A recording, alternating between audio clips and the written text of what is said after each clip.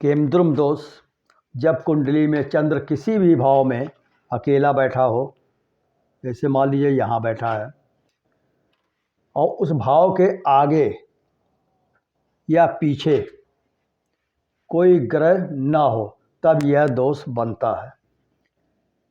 सूर्य राहु केतु इसमें भाग नहीं लेते हैं। यदि सूर्य राहु या केतु अगले या पिछले भाव में है, यहाँ पे है सूर्य राहु या केतु, या सूर्य राहु केतु यहाँ है अगला भाव पिछले भाव में, तब भी यह दोष होता है, दोष भंग नहीं होता है। यदि लग्न में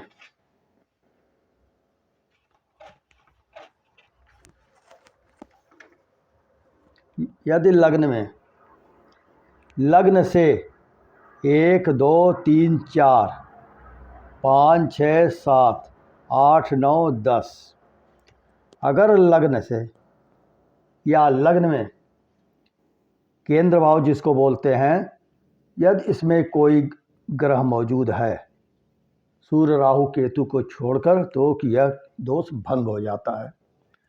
या चंद्र जहाँ बैठा है, मान लीजिए चंद्र यहाँ बैठ गया है, तो चंद्र जहाँ बैठा है वहाँ से केंद्र 1 2 3 4 5 6 7 8 9 10 ये भी केंद्र हुआ, तो यहाँ से भी दोष भंग हो जाता है।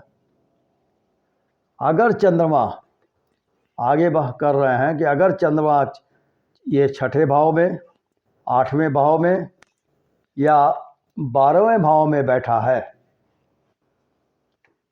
या यहाँ ये दोष बने, या चंद्र जहाँ बैठा है कहीं भी, यहाँ सब में कहीं भी, यहाँ अगर जहाँ बैठा है जिस नक्षत्र में है, यदि 6 8 12 भाव के स्वामी के नक्षत्र में है, तो परिणाम बहुत बुरा होता है, इसका रिजल्ट बहुत ही बुरा होता है।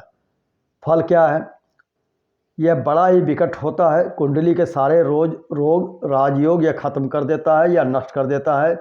जीवन में दरिद्रता का सामना करना पड़ता है, दुखों का सामना करना पड़ता है, सामाजिक व परिवार से अपमान सहना पड़ता है। यह दोष ऐसा डिसीजन जीवन में करवा देता है कि जीवन भर इस कारण प्रॉब्लम आती रहती है। काफ़ी ऊंचाई पर पहुंचने के बाद भी एक आदमी नीचे इस लेवल पे आ जाता है कि फिर वह दोबारा कभी उठ नहीं पाता है। कन्या की कुंडली में बहुत ही ज़्यादा प्रॉब्लम होती है, ना मायके की रह जाती ना ससुराल की। उपाय, यदि चंद्रमा 6 8 12 भाव में है, यहाँ पूरे भाव जिसको हम कहते हैं, अगर यहाँ मौजूद है तो चंद्र का 1.25 लाख मंत्र का जाप करके हवन करना चाहिए। यदि इसके अलावा कहीं और है तो 48,000 बार चंद्र का जाप करा करके हवन करना चाहिए। और तुरंत समाधान के लिए वजन के बराबर चावल का दान करना